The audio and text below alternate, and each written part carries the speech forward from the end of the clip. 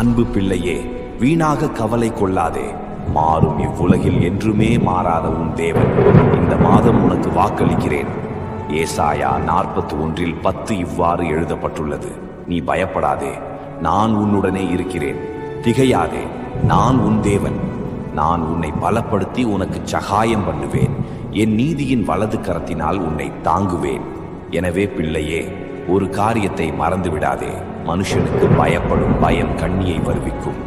என்னை நம்புகிறவனோ உயர்ந்த அடைக்கலத்திலே வைக்கப்படுவான். பிள்ளையே, உன்னுடைய விசுவாசம் மனுஷருடைய ஞானத்தில் அல்ல, என் பலத்தில் இருக்க வேண்டும் என்பதை மறவாதே. மீண்டும் சொல்கிறேன், கவலை கொள்ளாதே அன்பே. உன் விண்ணப்பத்தை கேட்டேன், கண்ணீரையும் கண்டேன். நான் உன்னுடன் தான் இருக்கிறேன். Download ShareChat.